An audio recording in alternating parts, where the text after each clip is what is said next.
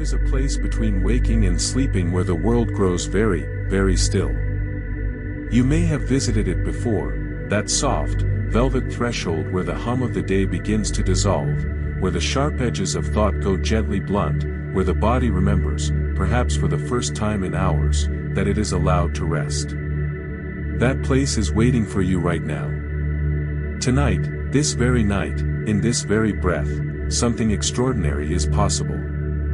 Something that does not require effort or struggle or any more reaching than you have already done. All that is asked of you tonight is the most ancient and natural thing in the world. Let go. What if the miracle you have been waiting for has not been absent from your life, but has been waiting, patiently, just beneath the surface of the story you have been telling yourself? What if the wall you have been pressing against with your whole weight was never a wall at all? What if it was a door, and tonight is the night you discover that it was never even locked? You are here. That is not a small thing. Something in you, some quiet, knowing part of you that does not panic and does not doubt, guided you to this moment. Trust it. It has been trying to reach you for a long time. So allow yourself now to settle into wherever you are resting. Feel the surface beneath you receiving your full weight. You do not have to hold yourself up tonight. You do not have to hold anything up. The ground is here. It has always been here. Close your eyes if they are not already closed. And breathe. Inhale slowly, filling the belly first, then the chest, all the way to the collarbone, and exhale, releasing everything that does not belong to this moment. Good. By the time this story is over, something inside you will have shifted. Not because you tried, but because you listened. And in the listening, you will have given your deepest self permission, perhaps for the very first time, to become what it has always known it could be. If this speaks to your soul, hit like and subscribe. New healing stories drop every week. Now, let's begin. There was a life before this one. Not a worse life, exactly. Not a life of great suffering or obvious catastrophe. It was, in many ways, a perfectly reasonable life, the kind of life that looked entirely acceptable from the outside, the kind of life that had all the proper shapes of living, mornings and evenings, meals and obligations, the comforting repetition of days that followed days. But there was something beneath all of it. A low hum, like a note held too long. The particular ache of a thing left unfinished. The sensation, so familiar by now that it had almost stopped registering, of wanting more. Not wanting more in the grasping, greedy sense, but wanting more in the way a seed buried deep in winter wants the sun. Not greedily. Inevitably. You wake each morning and for just a moment, one brief, luminous moment before thought rushes in, you feel it. The sense that today could be different. That today, something might shift. That today, the life you have been quietly dreaming of might press its face against the glass of your ordinary morning and smile. Inhale deeply now, let the breath move through you like warm water, and exhale, releasing the weight of all the ordinary mornings. And then the thought comes. The familiar one. The one with your particular name on it, the one that knows exactly where you are most tender. And the moment passes. And you get up. And the day assembles itself around you like a garment you have worn so long you have forgotten it is not your skin. This was the world you were living in. The days had their rhythms and their textures, the particular smell of your kitchen in the morning, the way the light fell through a window you had stopped noticing, the sound of your own footsteps in a hallway you had walked 1,000 times without once being fully present in. There was comfort in these things, yes. The comfort of the known. The comfort of a life that would not surprise you. But comfort is not the same as joy. And safety is not the same as freedom. And somewhere in the middle of all that familiar texture, between the coffee and the commute and the careful management of days, there was a you that had been waiting very quietly, very patiently, for someone to remember that it existed. Feel the surface beneath you now, how completely it holds you. How you are asked to do nothing but exist here, fully and softly. Inhale, and as you breathe in, imagine breathing in the feeling of being truly, completely seen by the part of yourself that has never given up on you. And exhale, let the breath carry out everything that has accumulated from years of being less than you are. The dreams had not died. That is important to understand. They had simply gone quiet. In the way that a river goes quiet in drought, not gone, but underground, moving in darkness toward a place where the earth would open again and let them through. You carried them the way people carry things they are not sure they are allowed to want. Gently. Secretly. With a particular tenderness reserved for fragile things. You did not speak of them often. You had learned, somewhere along the way, to be practical. To be realistic. To want reasonable things.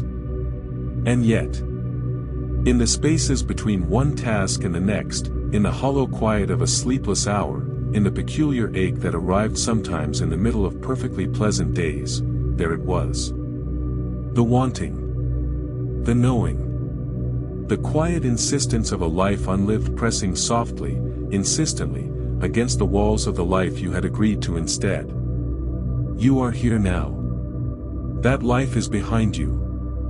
We are standing at the door of something new. The body is growing heavy now, that beautiful, particular heaviness of muscles that have finally been given permission to stop. Feel it moving through you from the crown of your head down through your neck and shoulders, spilling slowly into your chest, your belly, your hips, your legs. Inhale one more time into this chapter of your life, breathe into the ordinary mornings and the quiet ache and the dreams held secret, and exhale, let them all be seen. Let them all be honored. You were doing the best you could with what you knew. And now you are learning something new. The story is just beginning. The next chapter is already waiting. And the self that has been waiting underground, in the dark, in the patient silence of potential, it can feel what is coming. It has always known this moment would arrive. Every wall has a beginning. Not the grand, dramatic beginnings of stories told in bold strokes, not a single catastrophic moment that cracked the sky and changed everything in an instant. No. The walls that live inside us are more patient architects. They build themselves slowly, stone by stone, in the quiet accumulation of moments that taught us it was safer to stop believing. There was a moment. There always is. Maybe you were very young.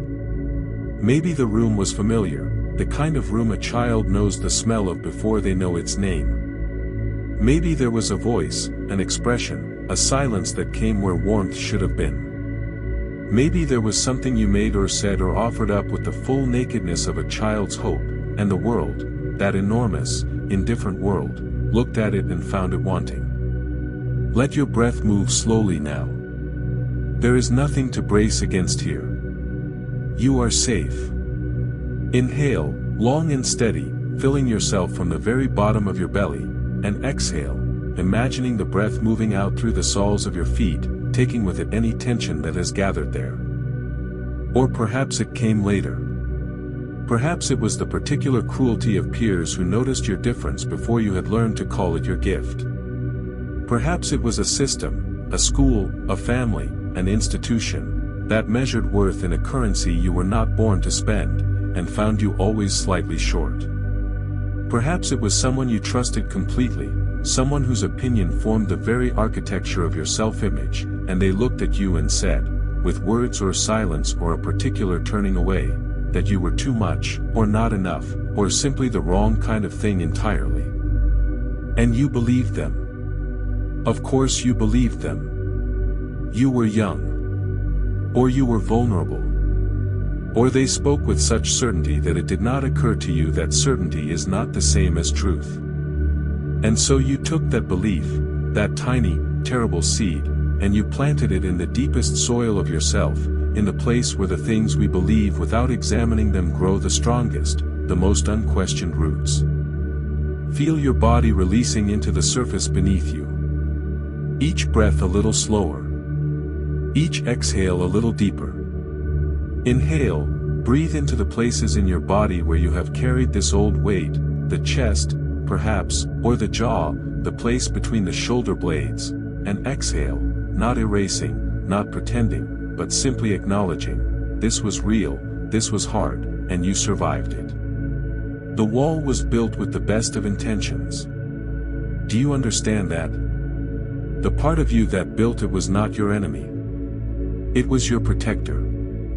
It watched you get hurt, and it said, never again. And it meant it with every fiber of its being. And so it began to build, quietly, methodically, over days and years, a wall between you and the thing that had caused the pain. The trouble was, the wall did not only keep out the pain. Walls are not selective that way. The same stones that kept out rejection also kept out risk. The same mortar that sealed the wound also sealed the window through which possibility had once streamed like morning light. To protect you from failing again, the wall simply sealed the door through which you might have walked towards something magnificent. And you lived inside it. And you called it safety. And sometimes, on particularly good days, you almost forgot it was there. But you never forgot entirely. Not in the deep place. Not in the part of you that is here right now, in this quiet, in this surrender, in this breath. Inhale slowly and tenderly, as if breathing warmth into an old, cold room, and exhale, softly, without force, the way a candle exhales its light into the darkness around it. The wound is not a verdict. The wall is not a life sentence. You are not the story that was written about you by someone who did not fully know you, who could not have fully known you, because they did not fully know themselves. You are not the voice that said you were too small, too strange, too ordinary, too difficult, too broken to deserve the full breadth of a magnificent life. You are the one who is here, breathing, listening, willing. And the wall, for the first time in a very long time, is beginning to hear you knock. It happened on a night that looked like any other night. The darkness outside was the same darkness it had always been, the deep, indifferent dark of a world that does not pause for personal revelations. The sounds were ordinary sounds. The room was a room you knew. And yet somewhere in the middle of that perfectly ordinary night, something shifted in the quality of the silence. You had been running for a long time. Not running in the physical sense, though perhaps that too, in its way, but running in the way that modern people run, from task to task, from distraction to distraction, from the completion of one necessary thing to the beginning of the next, filling every available space with noise and motion and the blessed relief of being too busy to listen. And then, on this particular night, the busyness ran out. Inhale now, the long, generous breath that fills every chamber of the lungs, and exhale, imagining the body growing softer with each release, sinking just a little more deeply into rest. Maybe it was exhaustion. Maybe it was the accumulation of all those ordinary days finally reaching some critical mass. Maybe it was something smaller, a song that arrived unexpectedly, or the way the moon looked through a gap in the curtains, or the particular quality of stillness that sometimes descends, without invitation, into the middle of a life.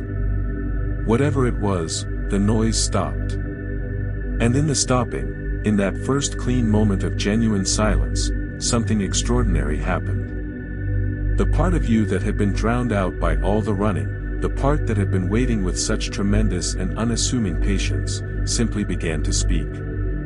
It did not shout. It never shouts. That is not its nature. It spoke the way deep water moves, without urgency, without drama, with the absolute and unhurried confidence of something that knows it is not going anywhere. Feel your own body now in this quiet. Notice the rise and fall of your breathing, how it is happening without effort, without instruction, without you having to do anything at all. The body knows how to breathe. It has always known. There are things inside you that know what they are doing. Inhale gently, and exhale, letting the exhale be a little longer than the inhale, like a wave that rolls in quickly and withdraws slowly, smoothing everything it touches. The voice said, "You know there is more." And you did know. That was the thing that stopped the breath for just a moment, not the words themselves, but the absolute recognizing of them. Not hearing something new, but being reminded of something so old and so fundamental that the forgetting of it now seemed almost impossible to understand. Of course you knew. Some part of you had always known. The whole long story of the running and the wall building and the careful management of expectations, all of it had been built on top of a knowing that refused, no matter what was piled on it, to be extinguished. You were not broken. You had never been broken. You had simply been convinced. The night grew quieter still. And in that deepening quiet, something in your chest began to soften, slowly, the way ice softens at the very first suggestion of spring, not melting yet, just beginning to remember the possibility of water. Inhale into your chest now, directly into that place where things are held, and exhale slowly, and with the exhale, feel just the smallest easing, just the first faint suggestion of release. Perhaps you cried, in that quiet. Perhaps you lay very still and stared at nothing.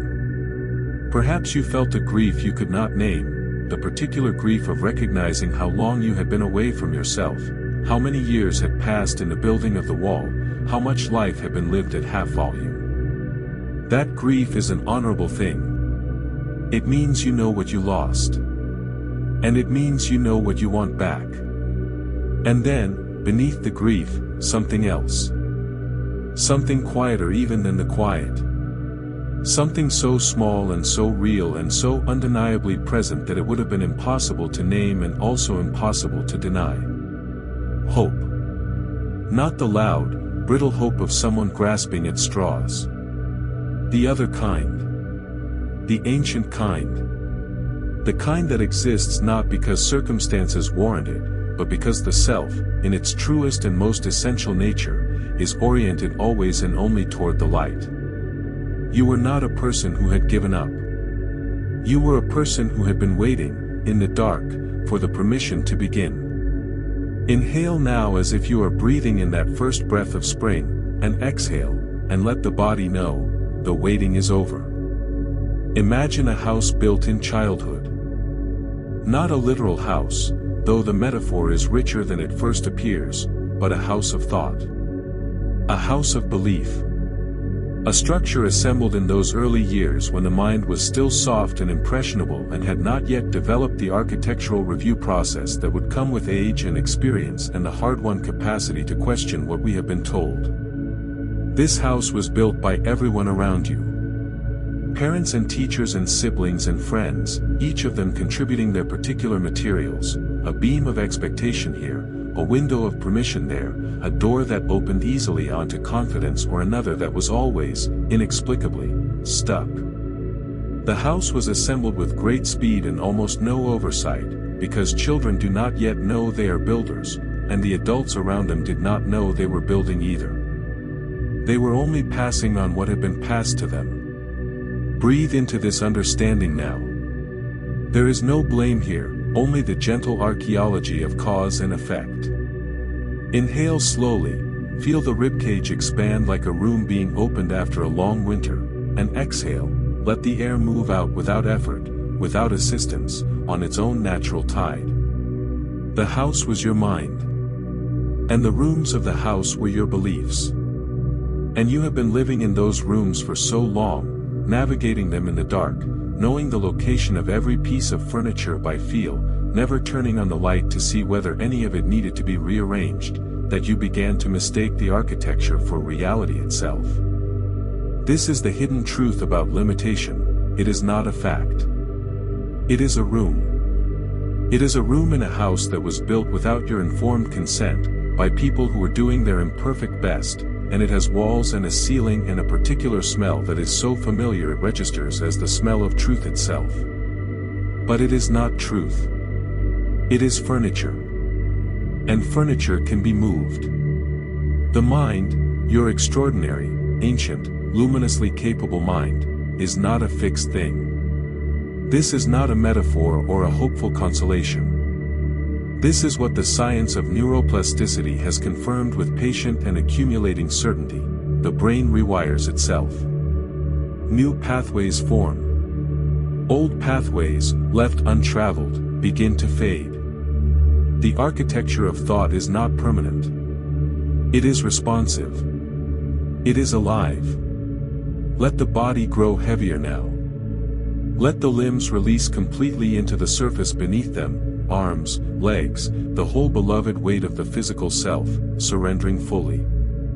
Inhale, and imagine breathing in golden light, the particular warmth of a late afternoon sun falling on old wood floors, and exhale, let that warmth spread through the architecture of your mind, illuminating each room gently, without judgment, simply so that you can see. The walls that feel so solid, those ancient convictions about who you are and what you deserve and what is possible for someone like you, were not built from stone. They were built from repetition. From the same thought, or the same experience, or the same voice, encountered again and again until the mind, in its tremendous efficiency, said, "I see, this is the pattern, I will organize myself around it." But here is what the mind did not know then, and what you know now: the pattern was never the truth. It was only the most repeated story. And stories can be told differently. Feel this settling into you now, not as an instruction or a demand, but as a recognition. Something you have always suspected but perhaps never quite allowed yourself to fully believe. The limitation is not you. It was put there. By hands that meant well, by circumstances that could not help themselves, by a mind that was only doing its faithful, earnest job of making sense of the world it found itself in. Inhale deeply now, all the way down into the belly, and exhale, from the belly first, then the chest, the slow and complete emptying of a breath fully received. And now imagine this: somewhere in the house of your mind, there is a room you have not yet entered. A room that has been there all along, that was perhaps sealed when the house was being built, that no one thought to mention. The key to this room has been in your pocket the whole time. The room is not grand or dramatic. It does not blaze with supernatural light. It is warm and simple and exactly the right size, and when you step inside it, you will recognize it immediately, with the same shock of recognition you felt in that quiet night, as the room you were always meant to live in. Tonight, in this sleep, we are walking toward it together. Inhale one final, full, generous breath into this chapter, and exhale, and feel, just slightly, the house beginning to rearrange itself. Not because you are forcing it, but because you are, at last, paying attention. Let us talk about miracles. Not the miracles of ancient texts, though those carry their own beautiful weight. Not the sudden, inexplicable reversals of natural law, the parted seas, the inexplicable healings, the impossible made manifest in a blaze of celestial light. Those miracles belong to their stories, and their stories are not wrong. But they are not the miracles most relevant to you tonight. The miracles I am speaking of are quieter. They are, in their way, more extraordinary, because they are yours. They are possible. They are already in motion. A miracle, in the truest sense, is simply what happens when the conditions for it are finally met. Think of a river. A river does not force its way through stone. It does not attack the canyon wall with urgency or desperation. It does not grip itself with effort and strain and the terrible anxiety of trying. A river simply flows. It moves with absolute consistency in the direction it is always moving, and it trusts, with the trust of something that does not know how to distrust, that the stone will eventually yield. Inhale slowly now. Imagine yourself as water, unhurried, supple, inevitable, and exhale, feel how the body softens into the shape of whatever holds it, without resistance. The canyon is carved not by force but by faithfulness. Not by a single dramatic act of geological violence, but by 10,000 quiet days of water simply being water. And when the canyon is complete, when the stone has been shaped into something of such breathtaking grandeur that visitors from across the world will one day stand at its rim and weep, no single drop of water can claim the credit. All of them together, each one doing only what water does, created something miraculous without ever once trying to create anything at all. This is the nature of the miracle available to you. It is not a bolt from the sky. It is not a lottery win or a sudden reversal or a magical intervention that bypasses all the natural laws of cause and effect. It is something more elegant and more durable than any of that. It is the miracle of alignment, the extraordinary thing that happens when what you believe, what you feel, what you think, and what you do all begin, gradually and then all at once, to point in the same direction. Feel the breath rising and falling in the body. Notice how every system involved, lungs, diaphragm, ribs, the whole intricate conversation of inhale and exhale, is in constant, perfect collaboration. Nothing fighting anything else. Everything serving the same quiet purpose. Inhale, and feel that collaboration as a full-body experience, every cell participating, every breath a small and perfect miracle of alignment, and exhale, and let the miracle be ordinary. Let it be the most natural thing in the world. Here is what the science of human potential, and the wisdom of every contemplative tradition, and the reported experience of every person who has ever stood on the other side of a transformation and tried to describe it, all agree on: the change happens first inside, and then outside. Not the other way around. This seems backwards to the practical mind. The practical mind says, change the circumstances, and then I will believe. Show me the money, the relationship, the health, the opportunity, show me the external proof, and then I will reorganize my inner world accordingly.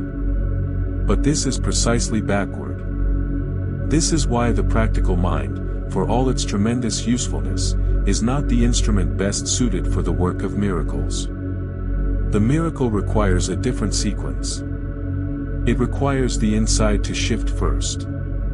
The belief, the feeling, the expectation, these must change before the world has given any evidence that they should. This is the act of faith that every tradition calls by a different name: trust, surrender, alignment, manifestation, prayer.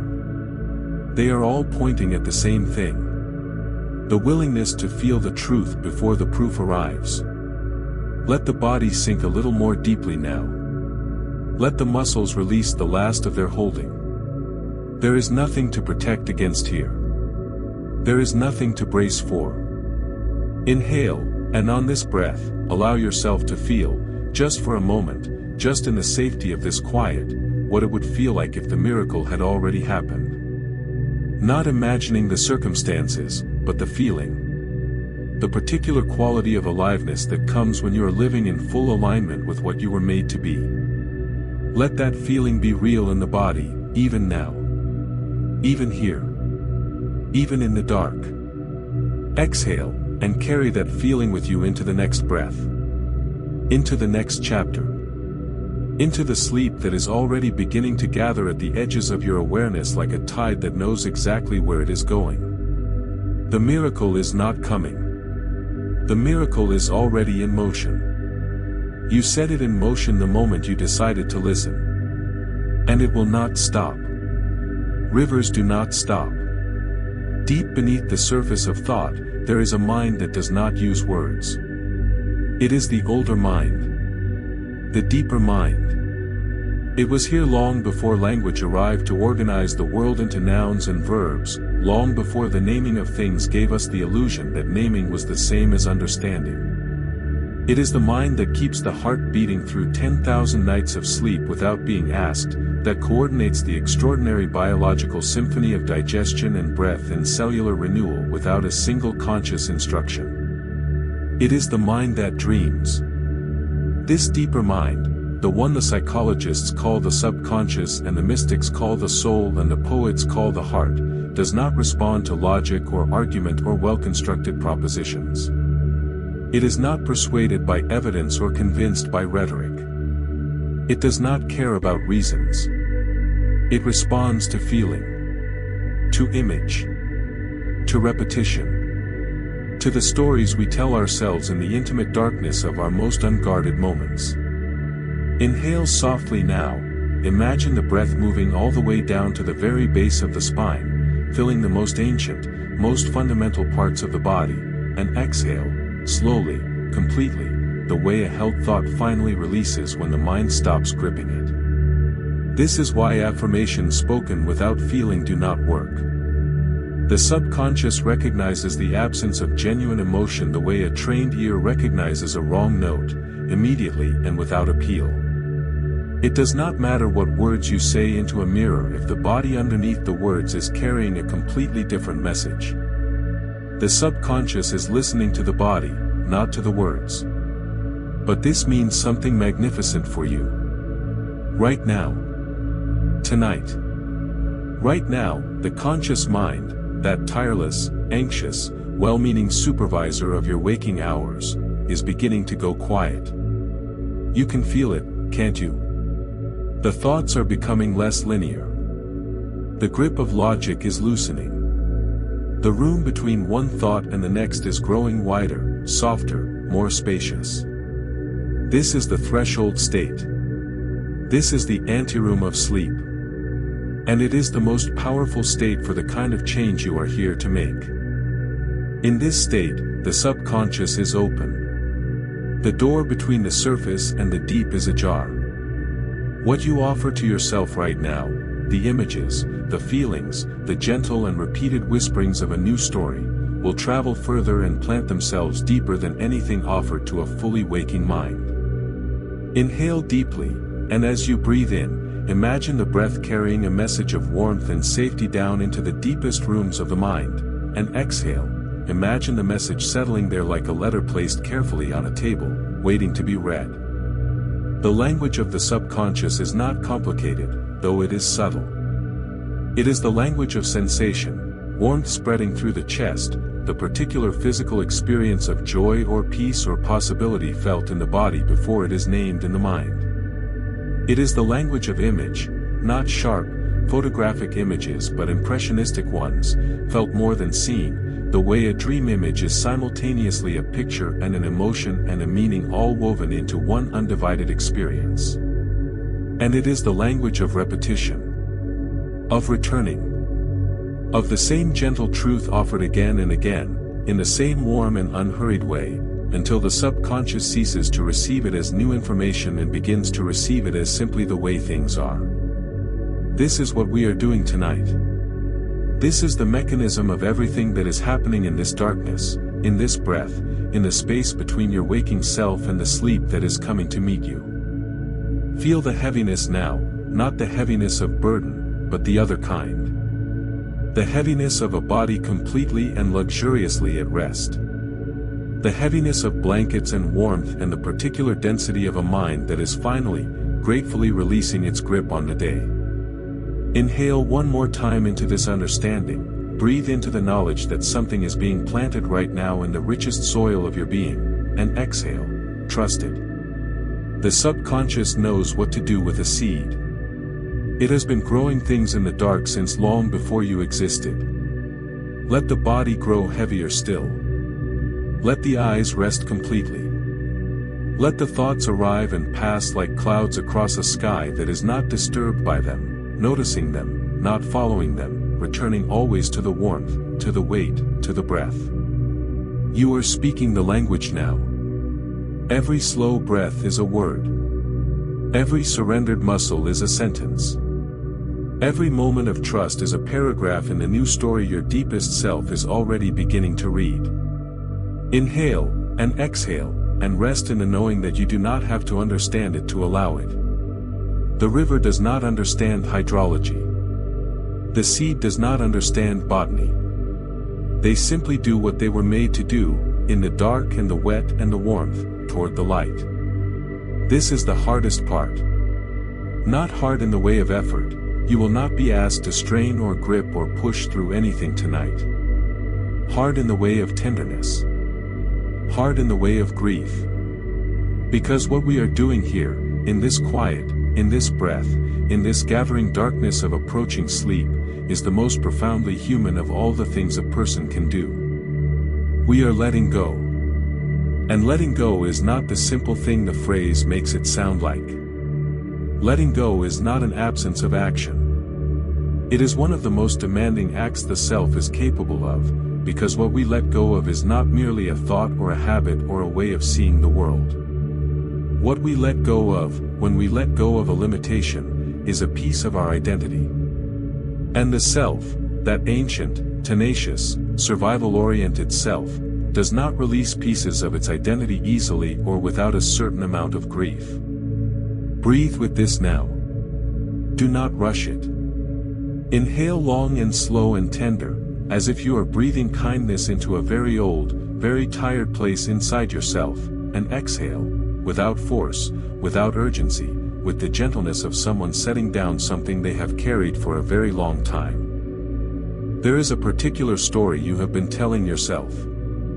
You know the one. It is the story built from that original wound, the one laid in the room of childhood or adolescence or some necessary survival.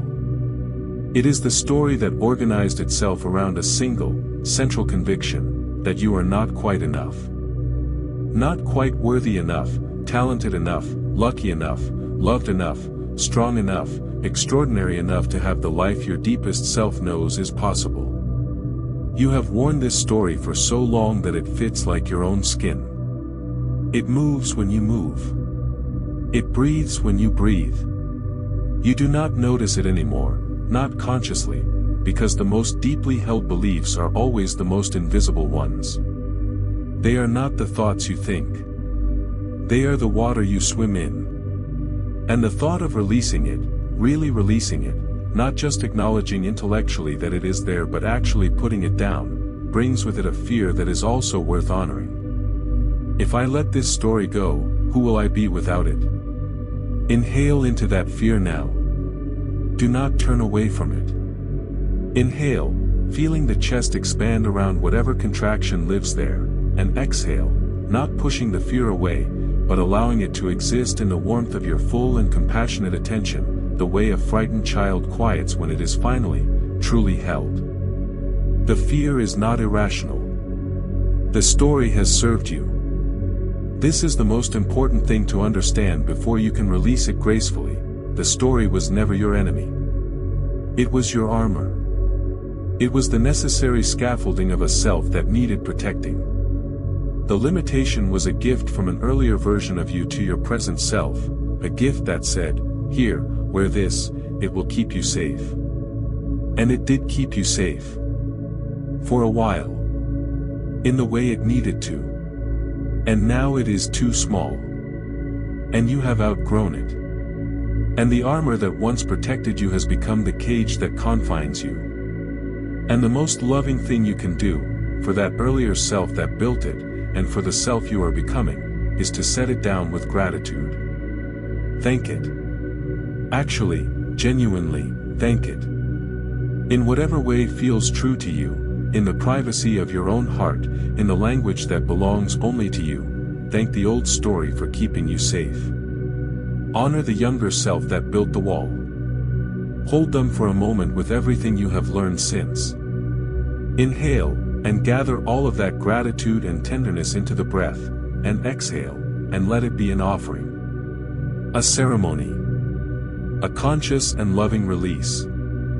Feel the change in the body as you do this. There may be a softening in the chest. A loosening around the throat.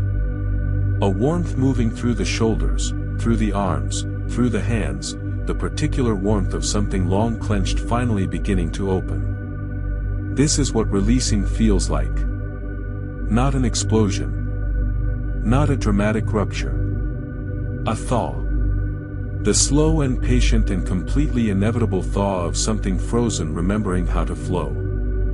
You are not betraying the past by outgrowing it. You are honoring it. The greatest thing you can do with a wound is transform it, not into nothing, not into an absence, but into the very fuel of your becoming.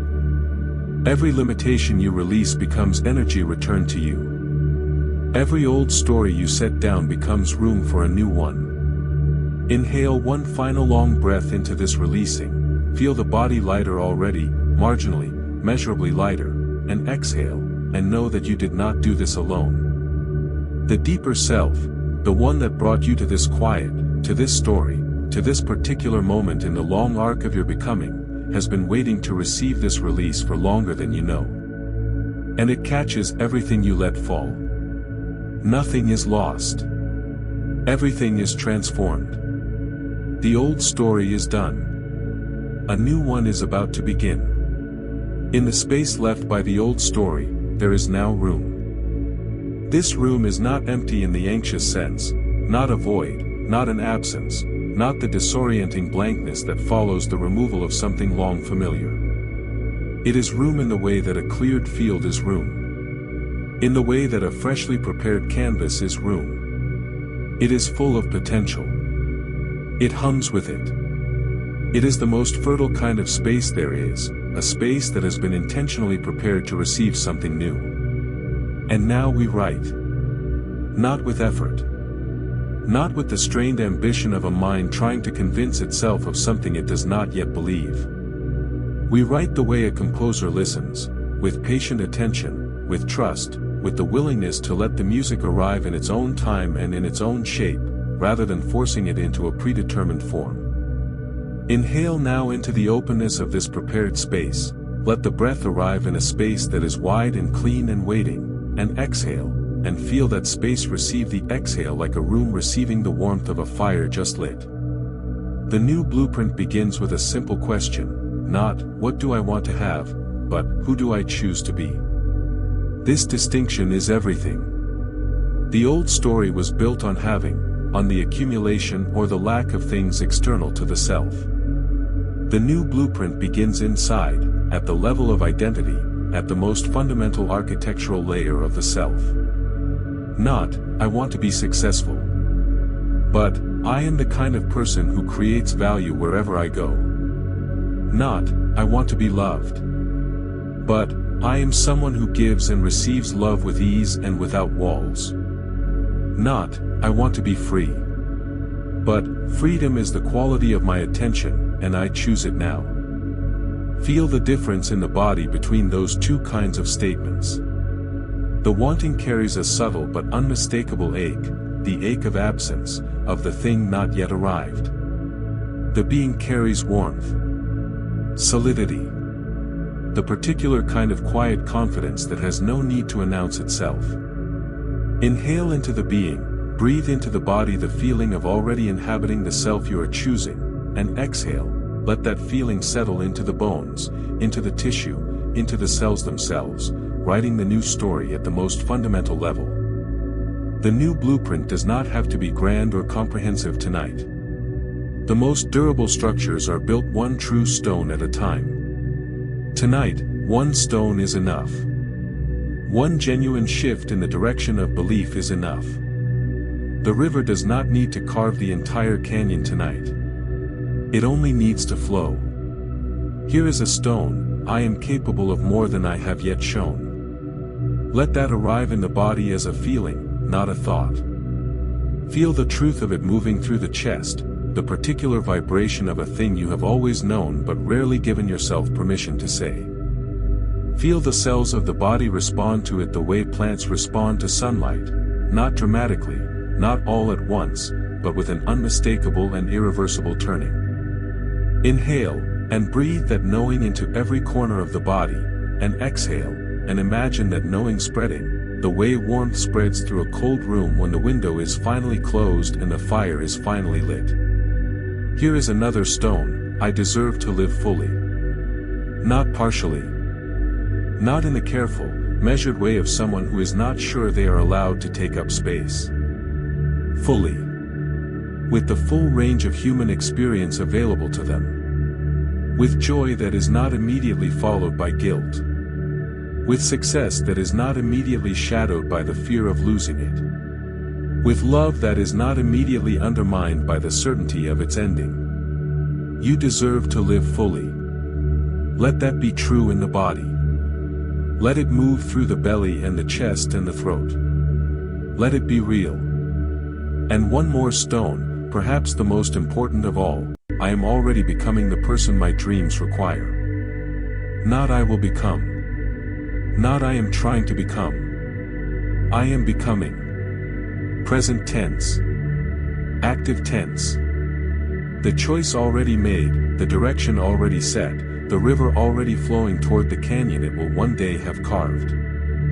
Inhale into all three stones.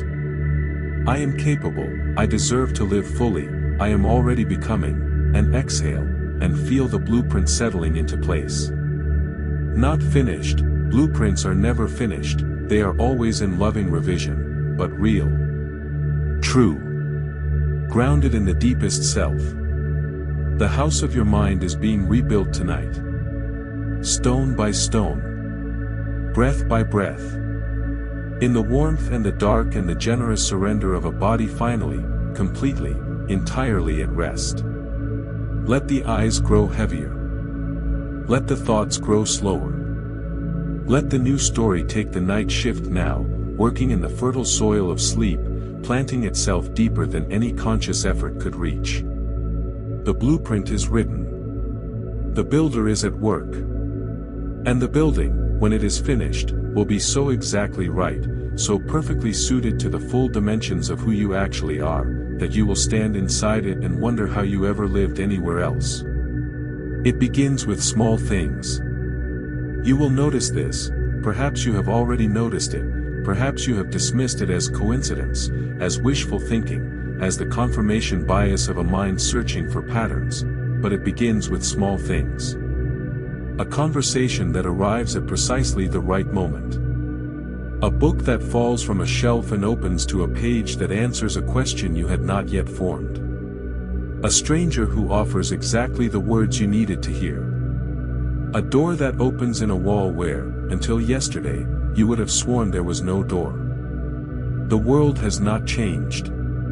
Not exactly. The laws of cause and effect remain what they have always been. The mechanics of the universe are continuing their ancient, reliable operations without deviation. But you have changed. And when you change, you find that the world was full of things that were there all along, things you could not see because you were not yet the version of yourself capable of seeing them. Inhale slowly now, deep and complete, and exhale, releasing any urge to understand, to analyze, to reduce what is happening to something manageable by the rational mind. Think of it this way, a radio does not create music. It receives it. The music has been in the air the whole time, traveling as invisible waves through the very space you occupy, passing through walls and closed doors and the solid substance of the world as if none of it existed. The radio simply tunes to the frequency. And suddenly, what was always there becomes audible. You are retuning. The frequency of limitation, the particular vibration of the old story, the old belief, the old expectation of a world that confirms smallness, is shifting. And as it shifts, the things that operate on that frequency grow quieter, less insistent, less capable of commanding your attention. And other things, things that have been present all along, patient and available, vibrating at the frequency of possibility, begin to become visible. Feel the body resting now in this gentle and inevitable shift. Nothing is being forced. Nothing is being manufactured. This is the natural result of clearing, the way a forest, after fire, does not need to be instructed to grow. It simply grows, because growing is what life does when the obstacles are removed. Inhale into the feeling of the world opening. Imagine a horizon that extends further than it did yesterday, further than it did last year, further than it has extended in a very long time, and exhale, and feel the self expanding gently to meet it. The synchronicities will multiply. This is not superstition. This is the experience reported by every person who has ever undergone a genuine interior transformation, that the outer world begins, in uncanny and unmistakable ways, to organize itself in response. An opportunity that requires the exact set of abilities you have recently discovered you possess. A relationship that offers the exact quality of connection you have recently decided you deserve. A series of events that, examined from a distance, seem less like accidents and more like a story that was always building toward this chapter. You will be tempted to discount these things. The old mind, practical, cautious, well-armored in its hard-won cynicism, will offer alternative explanations. It was always this way. You are just noticing it now. It is coincidence. It will not last. Let the old mind say what it needs to say. It is not wrong to notice. Noticing is what it was made for. But let the deeper self be the one that decides what to do with what is noticed. And the deeper self, the one writing the new blueprint, the one that has been waiting in the quiet for precisely this moment, knows the truth of what is happening. Inhale now, and as you breathe in, imagine receiving the gift of these synchronicities, each one a small, shining confirmation that the direction you have chosen is real and the transformation is in motion. And exhale, and feel the gratitude of a self that is beginning, after a long time, to trust the world again. The outer shift mirrors the inner shift. Always. Without exception. This is not a comforting story or an optimistic interpretation of a neutral universe. It is the observed, reported, documented experience of human consciousness across every culture and every era of recorded history. What happens inside eventually, inevitably, becomes what happens outside. Not immediately. Not all at once. The canyon is not carved in a single day. But the direction is set. The flow is established. And what flows cannot be stopped, not by doubt, not by old patterns, not by the voices of people who have not yet discovered what you are discovering tonight. The world is already shifting. The evidence is already accumulating. And you, in the warmth and the weight and the beautiful surrender of this moment, are already the person the new story requires.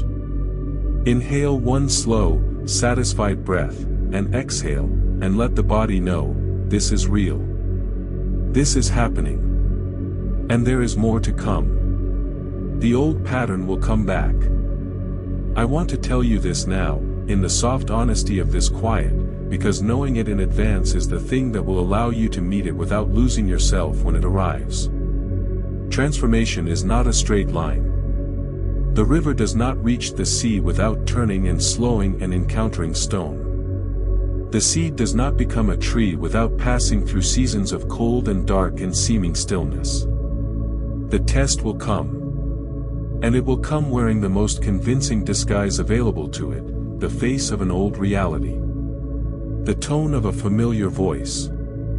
The particular quality of a circumstance that knows exactly how to reach through the new story and touch the wound beneath. Maybe it will be a person. Someone from the world before, a voice that knew you when you were still living inside the limitation, who still sees you that way, who speaks to you in the language of the old story with such fluency and such apparent authority that for a moment, a terrible moment, you feel yourself beginning to answer in it. Inhale slowly and deliberately into the strength you have been building, breathe into the new blueprint, into the identity you have chosen, and exhale, steadily, without drama, with the quiet authority of someone who knows who they are. Or maybe the test will come from inside. A setback, a rejection, a failure, a door that closes in the middle of a run of open doors, and the old mind, which has been waiting with great patience for exactly this kind of evidence, will say, you see. I told you. This is who you are. The other thing, the possibility, the transformation, the miracle, was a story. This is the reality. Do not argue with the old mind. You will not win an argument with it, not because it is right, but because argument is its native language and it is far more practiced at it than you are.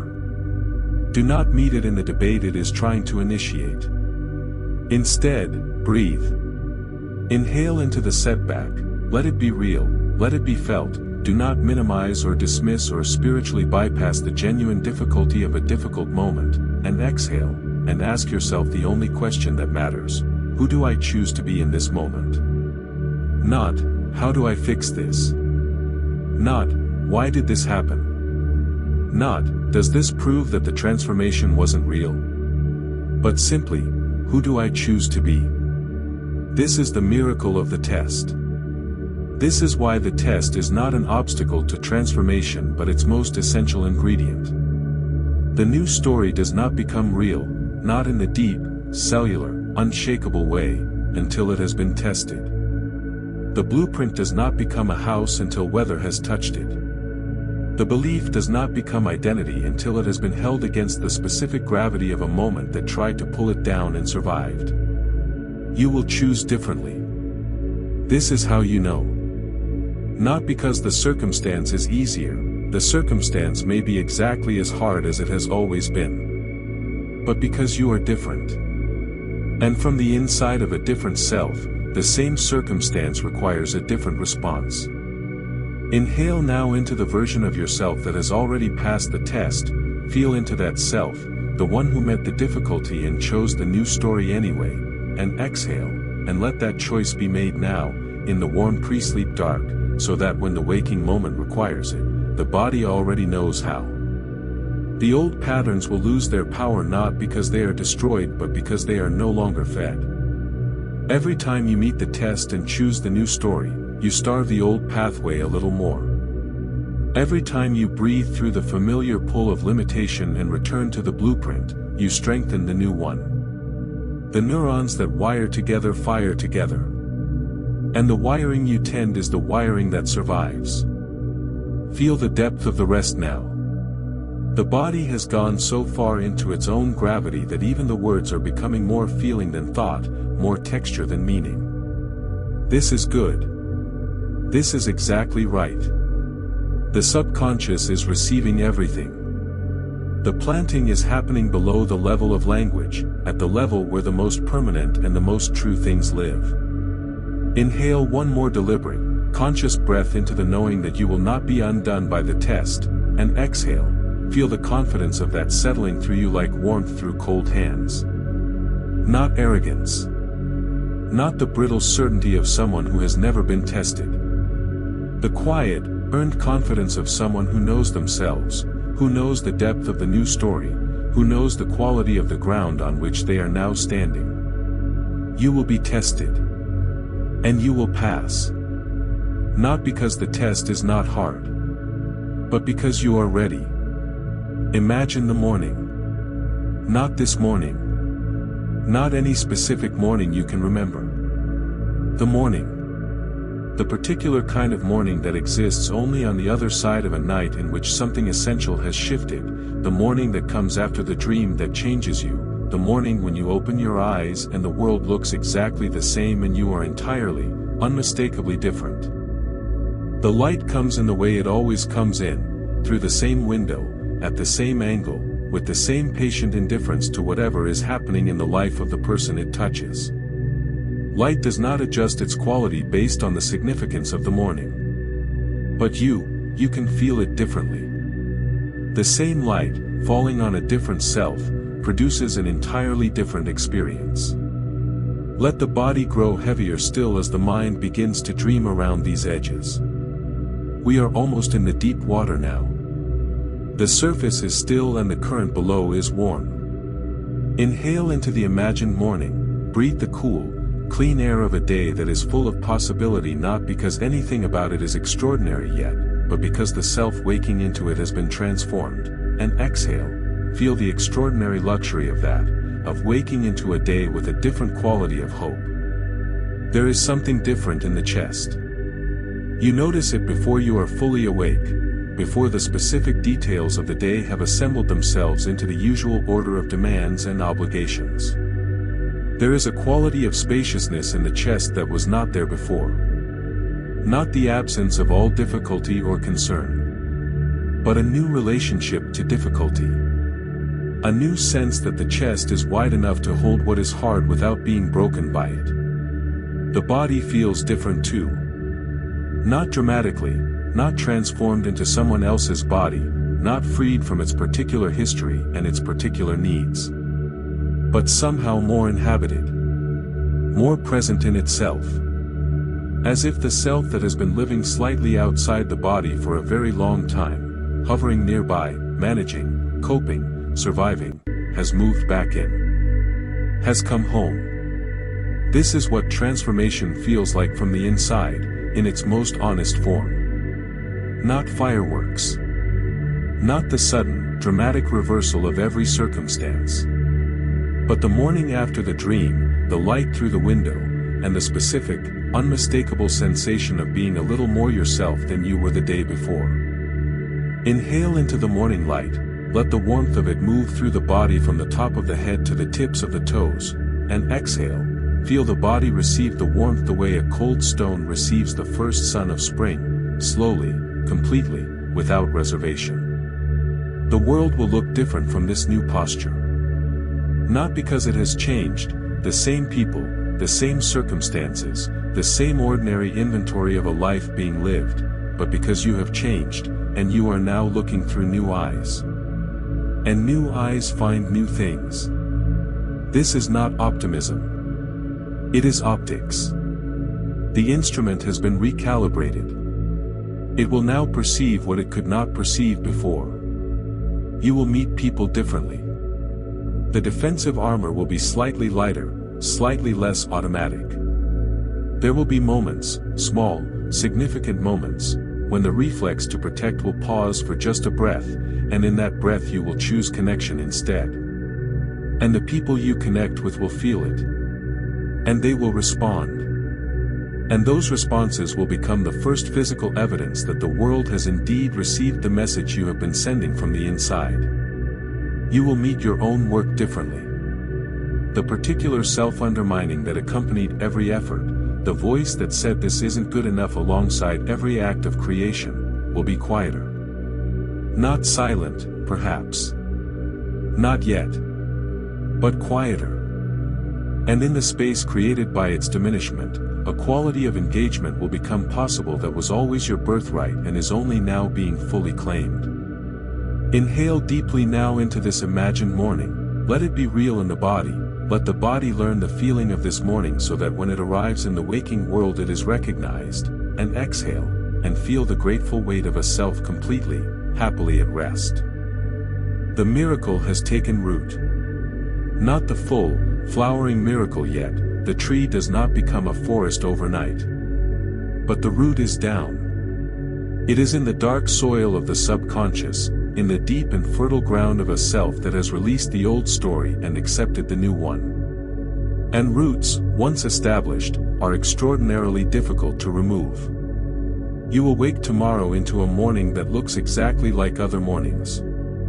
But somewhere beneath the familiar surface of the day, something will be growing. Something patient and determined and green and reaching always toward the light. Trust it.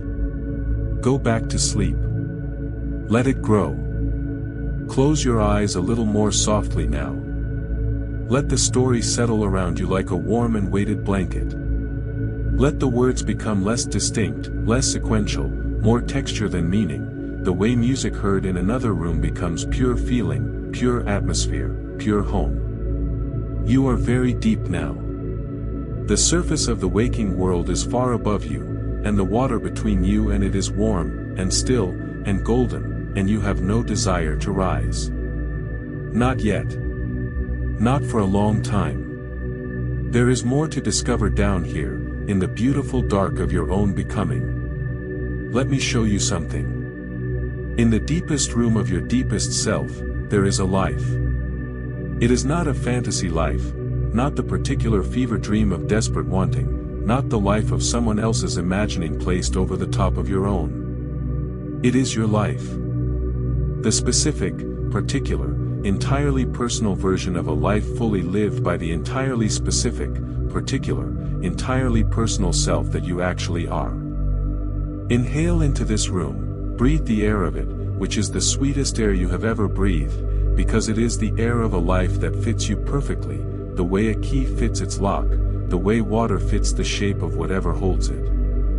And exhale, and settle into it. You are allowed to be here. This is yours. In this life, you wake in the morning with the specific ease of someone who is doing what they were made to do.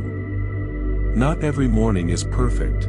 The life that is fully yours is still a human life, still subject to the full and beautiful and difficult range of human experience.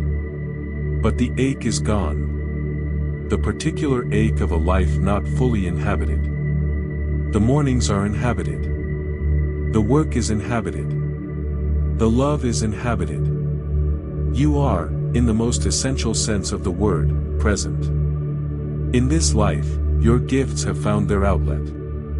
The particular genius of you, and there is a particular genius of you, something no one else brings in quite the way you bring it, some combination of perspective and sensitivity and capability that is entirely your own, has been given room to move. You do not hide it anymore. You do not apologize for it. You bring it with you everywhere you go, and everywhere you go is made different by your having been there. Inhale slowly now, feel the body completely surrender to the surface beneath it, every muscle dissolved into rest, the breath so slow and so deep it is barely distinguishable from the rhythm of sleep itself. And exhale, and let the life be real. Not someday. Now. In the body. In the feeling. In the cell-deep knowing of a self that has remembered what it always was. In this life, you love and are loved with the full and undefended quality that was always possible and is only now being allowed. The walls are down, not because you are no longer tender or vulnerable, but because you know now that tenderness is not a liability. It is the very thing that makes connection possible. It is the most human and the most courageous thing about you. You let yourself be seen. And in the seeing, you discover what you always needed to know. You are, exactly as you are, sufficient. You are more than sufficient. You are welcome. In this life, the limitations that once defined the ceiling of your world have become the foundation. Each one transformed, alchemized by the patient work of awareness and release and choice, into the very fuel of the expansion they once prevented. The wound became the gift. The wall became the door. The long, difficult, circuitous route through the wilderness of your becoming turned out to have been the only route to this particular place. And this place. Inhale into this place now, one final, slow, complete, generous breath, filling from the base of the spine to the very crown of the head, holding it gently, just for a moment, the way you hold something precious. And exhale, completely, softly, utterly, the whole long breath releasing in one warm and unhurried river of air. And rest. This place is yours. It has always been yours. It was waiting, not out there, not in some other life or some improved set of circumstances, but here. Inside the breath. Inside the quiet. Inside the self that has been, all this time, the thing you were looking for. You are here now. You have arrived. And sleep, deep, healing, transformative sleep, is wrapping itself around you like the warmest welcome you have ever received. Go into it. Let the story carry you. You are exactly where you are supposed to be. You are becoming exactly who you were always meant to become. And when you wake, whenever you wake, in whatever light finds you, you will find that something has changed. You will find the morning waiting for you with a new quality of welcome. You will find your own reflection looking back at you with something you may not have seen there in a very long time. Recognition. Sleep now. Sleep deeply. Sleep with the absolute trust of someone who knows that even in the dark, even in the silence, even in the place beyond all effort and intention, the work continues. The roots go deeper. The miracle grows. Sweet dreams. You are more powerful than you know. And tomorrow, you will begin to prove it. You have done something powerful tonight. You showed up for yourself.